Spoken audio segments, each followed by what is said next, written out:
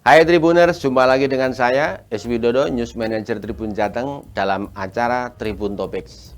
Kali ini hadir bersama kita di Tribun Jateng, Ibu Tuti Nusandari Rosdiono, anggota DPR RI Komisi 9. Oleh karena itu Tribuners semua, beliau sangat konsentrasi di bidang kesehatan dan ketenagakerjaan. Kita sapa dulu Ibu Tuti, selamat datang di Tribun, Bu. Terima kasih Mas Is Widodo.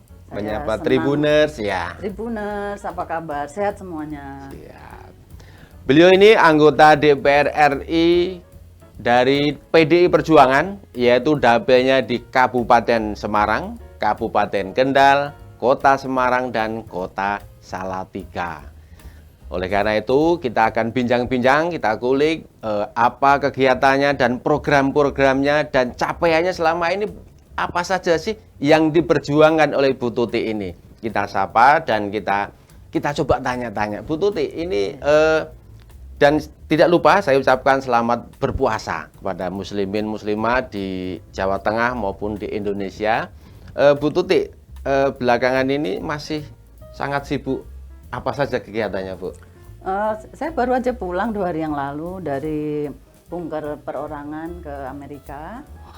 Di sana ketemu dengan Bapak Dubes kita, Pak Rosan Roslani, kemudian dijamu dengan Ibu Ayu Rosan di kediaman, ketemu dengan tokoh-tokoh Kowani. Kebetulan Kowani dengan pimpinan Ibu Giwo kita ketemu di sana dan kita membicarakan semua mengenai apa yang harus kita lakukan antara Komisi 9 dan ibu-ibu wanita di Kowani.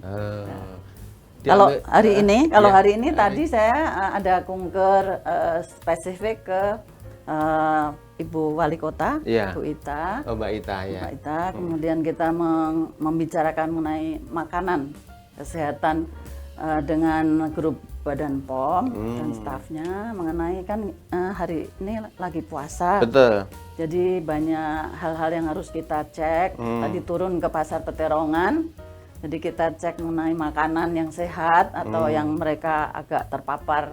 Misalnya sekarang kan banyak yang kena yang memakai pengawet formalin, rodamin, boraks gitu. Borak, ya. Nah, itu tadi kita cek satu-satu, ya nggak semua, tapi ketemu juga beberapa yang mengandung zat-zat itu dan langsung kita ambil, kita beli ya, karena dari mereka kan memang mereka menjual. Jadi tadi situlah kita. Baik Tribuners, ternyata Bu Tuti Nusandari ini sangat sibuk, aktif banget, turun ke lapangan dan beberapa hari ini saya pantau di berita juga sosialisasi 4 pilar kebangsaan. Bu Tuti bisa cerita ini kalau 4 pilar kebangsaan ini penerimaan masyarakat ketika Ibu sosialisasi seperti apa, Bu? Sebetulnya sosialisasi 4 pilar ini kan tidak harus hafalan, ya. Yang penting bagaimana anak-anak generasi muda ini dipaparkan mengenai kok dipaparkan sih, disosialisasikan, dijelaskan mengenai dipahamkan. Apa itu sebetulnya yang disebut oleh 4 pilar itu. Jadi hari-hari kita harus terus mengkonsentrasikan diri kita ke sana. Nah, apalan tapi yo mau nganggo apalan tok yo nggo apa harus ya dilaksanakan. Harus gitu. Diamalkan ya, Bu ya. Toleransi, kebangsaannya, gotong royong. Gotong royong ini yang paling real di masyarakat ya, Bu. Menurut Ibu masih adakah nilai-nilai gotong royong? Oh, sangat karena memang dari dulu Bung Karno sebelum proklamasi kemerdekaan malah kan beliau sudah selalu menggaungkan gotong royong dan Ibu Ketua Umum kami Bu Megawati tidak pernah lupa mengingatkan gotong royong itu adalah wes harus kita laksanakan untuk masyarakat kita di Indonesia ini. Gotong royong, guyub rukun, tandang gawe. Nah, itu kan moto saya. Sesuai anjuran Bung Karno. Oh, gitu ya. Gotong royong, guyub rukun, tandang gawe. Jawani banget ya, Bu ya. Ya. Tribuners, Bu Tuti Nusandari ini juga sangat aktif di pewayangan, kemudian batik, kesenian dan lain sebagainya. Dan di Komisi 9 DPR RI tentu juga memperhatikan ketenaga kerjaan dan kesehatan. Bu Tuti, di saat ini apakah pemerintah Indonesia ini sudah memperhatikan dan memenuhi hak-hak pekerja, Bu? Ya, kita memang kewajiban kami dari Komisi 9 karena memang tugas kami selain kesehatan juga ketenaga kerjaan. Jadi misalnya kemarin Undang-Undang Omnibus Law Cipta Kerja terbaru itu juga sudah resmi disetujui. Perpu Cipta Kerja. Dari Perpu menjadi undang-undang ya. Dan sangat membantu. Jadi misalnya, boleh saya baca ya? Boleh. Jadi misalnya dulu jam kerja paling banyak hanya lemburnya 3 jam per hari. Tiap hari. Ya, dan 14 jam per minggu. Sekarang kita rubah. Boleh. 4 jam boleh per hari dan 18 jam per minggu. Kan itu sangat-sangat menguntungkan pekerja. Persis. Berarti jam lemburnya boleh ditambah ya. Ya. Kemudian yang kedua, hari libur mingguan. Hari libur bekerja atau istirahat dulu sekarang dulu kan liburnya 1 hari. Seminggu 1 hari. Ya, hari libur bekerja istirahat mingguan 1 hari untuk 6 hari kerja. Oh ya. Jadi artinya dalam seminggu hari kerja itu 6 hari. Betul. Liburnya 1 hari. Kan kalau liburnya kebanyakan kita udah ngapain kan? Harus produktif. Harus produktif. Yang terakhir mungkin apalagi, Bu? Istirahat panjang. Tidak ada kewajiban bagi perusahaan atau pemberian istirahat panjang. Jadi itu hak cuti selama 2 bulan bagi pekerja atau buruh yang sudah 6 tahun bekerja terus menerus. Selama ada undang-undang sebelumnya itu kan diserahkan ke wewenang perusahaan. Betul. Jadi itu kan lebih luwes. Berarti boleh atau boleh diambil atau tidak juga nggak apa-apa. Gitu. Jadi tidak ada harus gitu. Itu kebijakan dan masing-masing bisa bargainingnya sendirilah gitu. Jadi luwes gitu aja. Apalagi ya ada cuti hamil. Cuti hamil gimana, Bu? Cuti hamil tidak tercantum karena cuti hamil saya tuh kadang-kadang bingung ya. Cuti hamil itu cuti haid, cuti ya. Menstruasi ya. Ya, itu malah neng omah ora ngopo-ngopo kan malah bingung toh. Saya berarti, lo ya. Ya, berarti boleh masuk ya. Boleh, saya olahraga, tenis, ngapain olahraga fitness ke gym juga nggak masalah. Sampai sekarang masih, Bu? Saya sekarang masih kan sehat nih. Harus olahraga itu keharusan. Setiap hari saya menyediakan waktu 45 menit sampai 1 jam per hari. Itu kayaknya kunci sehat terus ya, Bu. Insya Allah. Ya? Terus-terusan sampai sekarang masih awet ayu. Amin. Ya, sing ayu aku sing bagus masih. Siap. Tribuners, perbincangan kita dengan anggota DPR RI ini spesial, Bu Tuti Nusandari Rusdiono. Beliau ahli asli Salatiga dan alumni Amerika Serikat. Ini memang juga kapasitasnya dan kualitasnya luar biasa. Bu Tuti, kalau melihat keseriusan pemerintah dalam ketenaga kerjaan, kemudian kesehatan, stunting. Kalau Ibu melihat Pemda di dapil Ibu, Kendal, Salatiga, Kota Semarang, dan Kabupaten, penanganannya stunting seperti apa, Bu? Saya kemarin baru dari Singaraja ya, Singaraja Kendal ya. Oh, Singorojo. Kalau Kendal Singorojo, Bu. Singaraja Bali ya. Singaraja Bali. Kemarin sih mengenai BPJS kesehatan. Tapi kalau stunting turun terus, Mas. Saya ke bawah terus dan selalu menyampaikan dari perintah dari Pak Jokowi kan tahun 2004 ini harus turun. 2024 harus turun menjadi 14-13%. Oh, betul ya. Sekarang sudah turun. Tahun turun. lalu 24%. Sekarang ini Semarang terutama bagus sudah menjadi 19%. Oh, capaiannya ya, cepat antara 21. Jadi kemungkinan menuju itu ke 14% masih butuh berapa tahun lagi, Bu? Masih setahun lah. Masih setahun lagi. Ya, setahun lah ya. Ya. Dan itu saya rasa bisa kalau Iya. memang kita tadi seperti saya ajak semua untuk gotong royong, ada sinergi antara kami Komisi 9 kerjasama dengan Kemenkes, kemudian kita juga turun ke bawah ke Bapak Ibu yang masyarakat sekitar dapil untuk sama-sama melakukan penurunan stunting bersama-sama, bersinergi, bergotong royong. Jadi kalau kita udah turun, saya selalu menghimbau bapak-bapak, ibu-ibu dicatat nggih. Napa mawon sing mesti di ini ingat gitu. Kemudian nanti sampaikan juga ke mereka yang belum rawuh hari ini, yang belum datang kan nggak sempat dengar. Jadi itu seperti itu. Kemudian kita kasih hadiah-hadiah, kemudian kita kasih juga supaya mereka senang dan mencatat, Thomas. Ya, ada amplop 150.000, terus ada hadiah-hadiahnya lucu-lucu. Jadi mereka tentunya masyarakat ini juga harus ditarik dengan sesuatu yang menyenangkan. Supaya mereka juga semangat lah ya. Dan stunting ini memang banyak kita bantu juga dengan susu dan makanan biskuit yang mengandung vitamin untuk ibu hamil dan anak-anak balita. Gitu. Terakhir Pak Kepala BKKBN anjurkan kayaknya menangani stunting cukup dengan 2 telur tiap hari. Ya, Ibu karena gimana itu, Bu?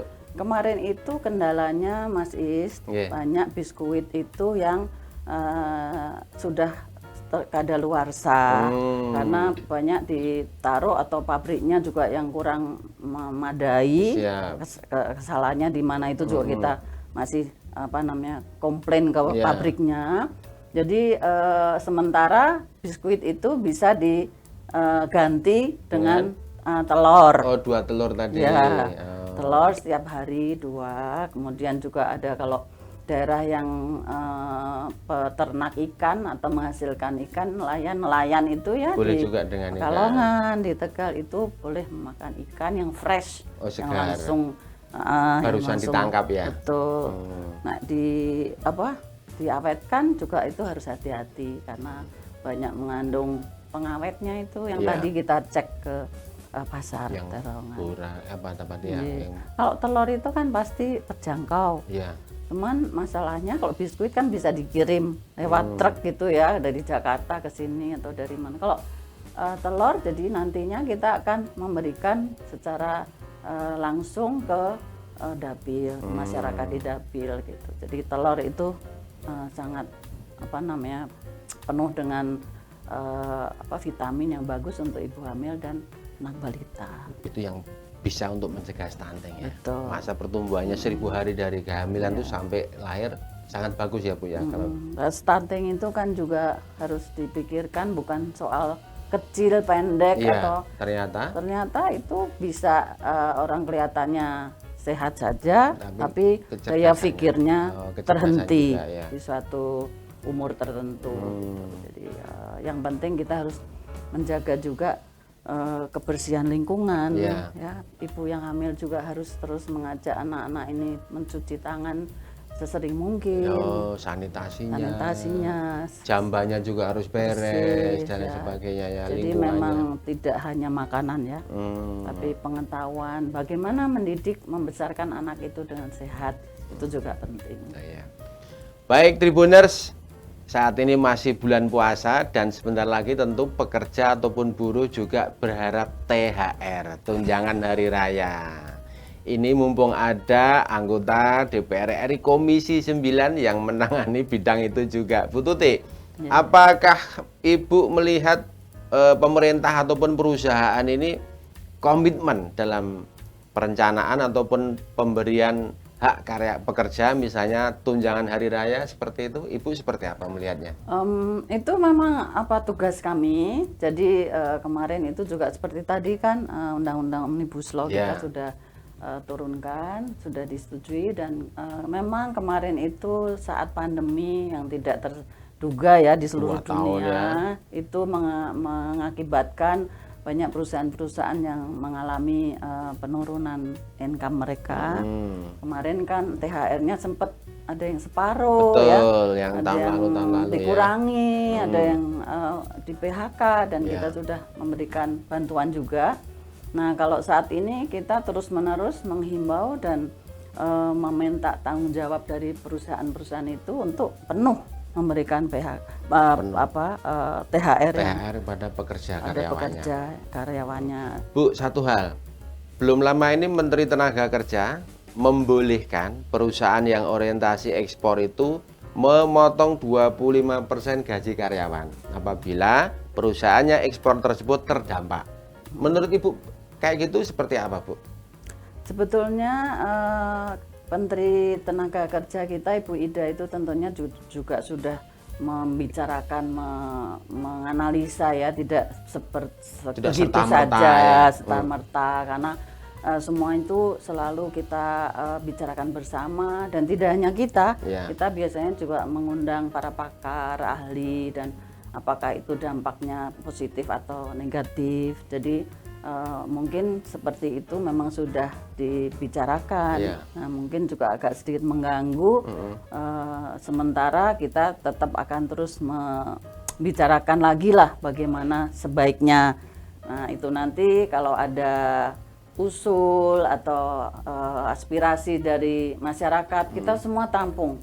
Karena seperti contohnya BPJS Kesehatan, Ketenagakerjaan juga pun kita akan memperbaiki terus menerus. Jadi kalau ada misalnya dari masyarakat kenapa begini, kenapa begitu, dan mempunyai alasan yang bagus, positif, pasti kita akan rapatkan, kita perjuangkan, kita rubah mana yang terbaik, seperti itu. Nah, Bu, misalnya ada perusahaan dengan alasan tertentu masih terdampak pandemi kemarin, kemudian memberikan THR-nya dicicil atau tidak penuh 100%, apa reaksi Ibu? sepertinya sampai saat ini saya belum mendengar seperti itu, dicicil pemenang. Tapi kemarin memang ada dari beberapa perusahaan, tapi juga tertentu lah ya, tidak banyak sih Pak Is. Iya. Tapi kalau ada dilontarkan saja, dilaporkan ke Laporkan kami, ya. karena itu sudah tidak boleh lagi. Boleh lapor langsung ke Ibu atau ke Disnaker? Bisa langsung ke rumah aspirasi saya, bisa. Oh, ada rumah. Boleh Bu cerita tentang rumah aspirasi tadi? Baik, biar rumah. pembaca tahu, pemirsa juga tahu. Baik, nanti saya tinggalkan nomor telepon juga, Oke. kalau bisa disebutkan. Ada TA saya di sana, Sis Budiono, ada Edward, ada Tony. Nanti saya kasih nomor HP-nya, dan rumah aspirasi kami siap menampung seluruh aspirasi dari seluruh masyarakat di dapil saya. Siap. Ini jelasnya kan gitu Tribuners, ada keluhan, ada aduan, baik menyangkut tenaga kerjaan maupun kesehatan, boleh mengadu kepada Ibu ini melalui rumah aspirasi ya Bu ya. Ada websitenya kah atau Instagram? Kayaknya ada ya. Nah, nanti kita IG-nya susulkan ada, ya Bu ya. boleh, Kita boleh. susulkan informasinya kepada Tribuners. Kita perbaiki terus kok semua Update yang terus kurang. ya? Iya. Biasanya di rumah aspirasi apa saja Bu yang masuk ke aduannya? Wah ya, Banyak. semua tentunya yang berhubungan dengan mitra. Ya. Kan mitra kami dari Komisi 9 itu ada 2 kementerian, Kementerian Kesehatan, Kementerian Ketenagakerjaan, juga ada 5 lembaga, BKKBN, BPJS Kesehatan, BPJS Tenaga Kerja, kemudian apa mana ya yang loro ya, aku tadi blank, apa ya Mas? Itu maaf, saya lanjut Bu. Kalau orang honorer termasuk area Ibu enggak? Ya, Oh termasuk, termasuk ya. ya, termasuk. Honorer yang enggak diangkat atau sudah lama jadi honorer tetapi honornya belum sesuai UMK gitu, ada yang pengaduan juga? Kemarin kan kita sudah heboh itu, kita sudah perjuangkan, dan Siap. akhirnya Gimana, memang Bu? sampai sekarang semua tersampaikan, semua juga ada bantuan lah dari Kemenku juga, kemudian semuanya ada, tentunya ada kriterianya toh. Sekian Jadi, tahun, sekian lama. Ya sekian lama. Kalau yang sudah usia itu kan kadang-kadang kalah dengan yang muda hanya karena ora iso iki. Update teknologi. Itu masalah juga. Iya, iya. Jadi kemarin kita memberikan kemudahan juga kepada yang sudah sekian tahun bekerja tapi belum bisa. Karena kemarin tergendalanya hanya satu. Apa Bu? Data. Data. Iya, Big datanya itu big ya. datanya itu sangat parah ya. Jadi kita bandingkan dengan data guru-guru itu lebih precise, lebih banyak datanya yang korek gitu. Nah kalau kemarin honorer dan ASN ini banyak yang nggak pas. Mereka tuh kurang apa ya? Mungkin hubungan dengan Pemdanya harus digalakkan dan saling komunikasi. Masalah administrasi. Persis, hanya masalah itu sebetulnya, tapi ya. kemarin sudah diperbaiki ya. Baik pemirsa Tribuners dimanapun Anda berada, ini Bu Tutik Rusdiono ini tadi dari Dapil Kota Semarang, Kota Salatiga, Kabupaten Kendal dan Kabupaten Semarang. Bu, dari 4 dapil ini Ibu bisa cerita tentang pemetaan masalah atau yang perlu Ibu tekankan dalam prioritasnya, bisa Bu cerita Bu? Kendal misalnya banyak masalah kesehatan, kemudian Kabupaten Semarang masalah ketenagakerjaan, Kota Semarang tentu karena kota besar ada yang perlu ditekankan dalam hal bla bla bla. Ibu bisa cerita dari 4 kabupaten kota ini. Ibu pasti menguasai dong kan dapilnya. Menurut saya setiap dapil punya masalah sendiri-sendiri. Nah, beda-beda. Ya, jadi menurut saya sih kami dari Komisi 9 tentunya bukan dari Partai PDI Perjuangan saja, tentunya juga sudah banyak ada catatan-catatan. Tapi semua itu menurut saya juga bisa dilontarkan ke kami. Jadi beda-beda aja, tapi memang karena saya memang kelahiran Salatiga ya, asli Salatiga, ibu saya dari Semarang, jadi kemarin saya ke Kendal, saya kejar untuk yang di Kendal, karena memang beda daerah, beda status masyarakatnya, perbedaan dari pekerjaannya juga, profesinya gitu. Jadi Mas Izky pertanyaannya rada angel gitu. Biar Ibu blusukannya nanti lebih merata. Jangan di Kabupaten Semarang terus atau di Salatiga terus. Kendal kan tentu juga butuh disapa, didekati. Tadi Ibu cerita di Singorojo ya Bu ya. Ketemu siapa mereka Bu? Ada beberapa dari kadesnya, kadusnya, dari Pemdanya juga. Enggak, kemarin mengenai BPJS Kesehatan. Oh, BPJS. Kenapa Bu? Orang-orang miskin di handle pemerintah daerah iurannya? Ya harus mereka kita ajak untuk sadar asuransi BPJS. Masuk jadi peserta. Ya harus ikut karena itu kan menyangkut kesehatan bukan hanya untuk dirinya sendiri, untuk keluarganya juga, dan kemudian mestinya mereka juga harus sadar bahwa tiba-tiba sakit itu kan kita nggak tahu kapan. Dan pemerintah ini sudah luar biasa memberikan bantuan yang itu tadi gotong royong dari pemerintah untuk memberikan free kepada 120 juta untuk diberikan free 3 bulan misalnya, nanti terus diteruskan sendiri oleh masing-masing ya. Jadi kemudian juga semua rumah sakit sekarang dihimbau untuk sama penanganannya dengan BPJS 123 ya. Kris tadi ya Bu ya. Semua harus ber-AC semua. Jadi semua tidak ada diskriminasi lagi. Baik, Tribuners, ini berkembang perbincangannya. Ini rumah sakit harus bersiap-siap dengan standar tadi ya Bu ya. Ibu sudah melihat atau di mana rumah sakit sudah datangi atau surveinya seperti apa Bu? Yang sudah menerapkan kelas standar. Sementara memang sudah mempunyai banyak kita cek and rechecknya. Kemudian yang nakal ya isi ono lah siji loro, tapi itu laporkan langsung ke kami. Nanti kita akan tindak karena itu sudah suatu perintah dari Pak Jokowi, dari Kementerian Kesehatan.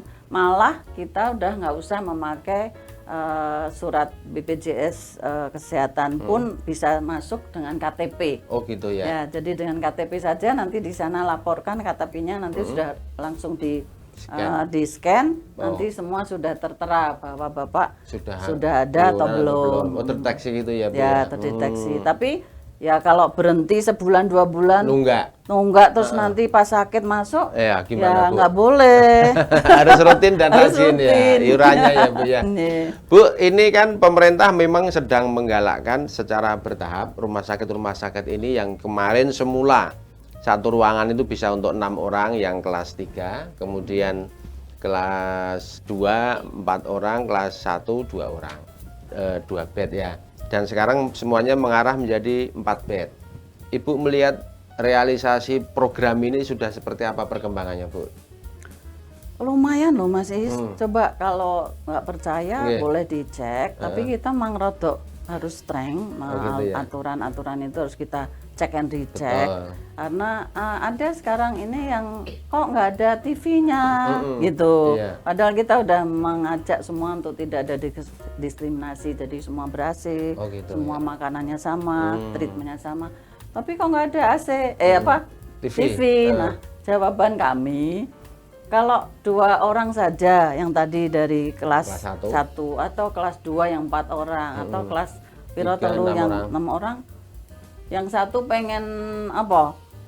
TV. Indosiar, yang satu pengen Yang satu pengen Kompas TV. pengen Kompas TV, yang satu pengen RCTI. Remote-nya yang di kok mana malah- ya, Bu? Nah, menurut saya itu request yang tidak penting. Yang penting kan yang sangat diperlukan itu dilakukan semua untuk menyembuhkan, Siap. menyehatkan para semua yang perlu untuk disembuhkan. Baik, Tribuners, satu lagi ini yang masih hangat. Kemarin Presiden ini menganjurkan agar masyarakat Indonesia tidak berobat ke luar negeri. Banyak yang berobat ke Singapura, Malaysia, Jepang, Jerman, ataupun Eropa lainnya. Apalagi di daerah perbatasan di Kota Batam, di Kepulauan Riau, atau di Sumatera itu kalau orang berduit banyak berobat yang ke Singapura dan Malaysia. Bahkan rumah sakit di sana pasiennya mayoritas adalah orang-orang dalam tanda berduit dari Indonesia. Dan ini ada ratusan triliun lari ke luar negeri devisa Indonesia ini. Ibu sebagai anggota Komisi 9 melihat ini seperti apa, Bu? Ya, wah pertanyaanmu Berat. pinter-pinter ya Mas. Berat ya, Bu. Ini cerdas ya Mas ya, dodo gitu. Gimana, Bu? Kemarin-kemarin memang sebetulnya itu kendala kami semua untuk masyarakat Indonesia ya. Tapi selama pimpinan Presiden kita Pak Jokowi dengan Kementerian Menteri kami itu Pak Budi Sadikin itu luar biasa. Jadi seperti contohnya akan dibuat rumah sakit besar sekali di Bali. Oh ya. Kemudian memang kenyataannya Planning itu ya, Bu? ya sudah dibangun. Baru sudah, ini ya, terus? Kemudian kita udah juga memperbaiki kinerja IDI. Jadi Ikatan Dokter Indonesia ya pasti semuanya ada plus minus, ada kelebihan, ada kekurangan ya, kita semua manusia menyadari itu. Tapi IDI ada sedikit dirubah kebijakannya. Misalnya kalau di luar negeri itu seorang dokter muda yang dokter umum ingin ke spesialis. Pemerintah mestinya nih saya himbau ke Pak Menteri nih. Mestinya kita memberikan bantuan, support, biaya, scholarship, Nah, naik di luar negeri itu malah di-support. Siapa yang mau, karena tidak mudah kan itu sekolah lagi 2 tahun, dia mengorbankan waktunya. Itu baru spesialis ya, Bu ya. Belum kalau spesialis, subspesialis ya. Nah, lebih mahal lagi dan lama lagi. Nah, di sini saya pikir, menurut saya Pak Budi Sadikin juga sudah memberikan kebijakan yang lebih bagus lagi, bahwa itu harus di-encourage, harus di-support, harus diberikan semangat, dan malah kalau bisa diberikan insentif sesuatu gitu ya. untuk anak-anak muda yang sudah punya title dokter ini, biar melanjut ke spesialis, memberikan waktunya lagi untuk belajar lebih dalam lagi dengan spesialis apapun itu gitu. Jadi ya kita semuanya pelan dibuat lebih baik dan lebih baik lagi, Wah, amin, luar biasa. Bu Tuti Nusandari Rusdione ini sangat konsen kepada kesehatan dan ketenaga kerjaan di Indonesia. Wabil khusus di dapilnya yaitu Semarang, Kabupaten Semarang, Kendal, dan Kota Salatiga. Tribuner, satu hal ini sebelum berakhir, saya minta closing statement Ibu, harapan ataupun imbauan kepada masyarakat Jawa Tengah, terutama di dapil Ibu, tentang kesehatan maupun ketenaga kerjaan. Monggo, Bu. Ya, terima kasih. Ini penutup, semoga bincang-bincang saya bermanfaat, dan saya minta seluruh masyarakat di dapil saya, nomor 1 jagalah kesehatan. Wah, Nomor sehat. 1 kesehatan. Kalau kita punya duit Banyak. pirawain nggak sehat, Ya. untuk apa? Nggak bisa Ya kan? nikmati ya Bu. Ya, meskipun juga uang penting, makanya Iya. juga jangan lupa BPJS Kesehatan, BPJS Ketenagakerjaan itu harus benar-benar dipahami dan dilakukan. Kemudian yang penting juga kita jagalah diri sendiri. Kesehatan kita itu yang bisa menjaga hanya diri kita sendiri.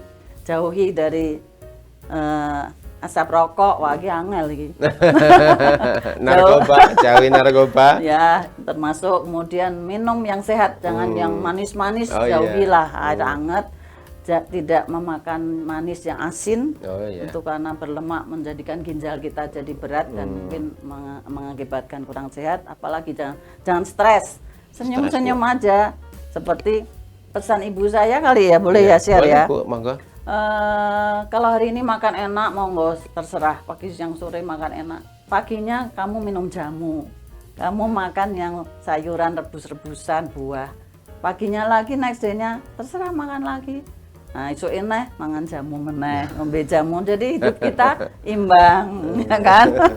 Itu aja. Jaga kesehatan nomor 1 untuk bisa memberikan kontribusi kita ke negara, bangsa, dan sekitar kita. Wah, luar biasa. Terima kasih Bu Tuti Nusandari Rusdiono, anggota DPR RI Komisi 9 dari Dapil Kota Semarang, Kabupaten Semarang, Kabupaten Kendal, Iya, jangan dan lupa Kota olahraga. Salatiga. Olahraga. Olahraga. Ibu masih olahraga terus Masih ya Bu ya? dong, Rutin, sehari Bu? 45 menit. Olahraganya apa Bu? Oh, itu sama suami saya jalan Jogging? Jalan ora kuat naik jogging. Jalan panjang dan sedikit gerak-gerak. 45 menit tidak berhenti, keringetan. Ikut yoga juga Bu? Saya nggak yoga, tapi karena suami saya Senam. senam. Oh ya, luar biasa. Jaga kesehatan dengan olahraga rutin tiap hari dan jaga pola makan. Ini luar biasa Ibu sarannya kepada masyarakat Indonesia dan khususnya di Jawa Tengah.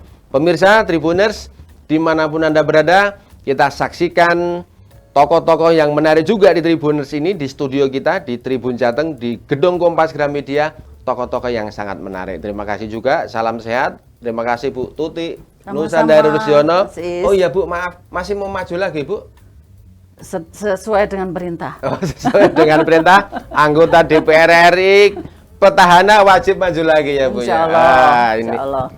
semangat ya Bu ya. Semangat. Ini Ibu sudah 2 periode soalnya ya. Ya. Luar biasa. Kita doakan mudah-mudahan cita-citanya berhasil. Memperjuangkan rakyat Indonesia. Terima kasih. Salam sehat. Assalamualaikum warahmatullahi wabarakatuh. Terima kasih.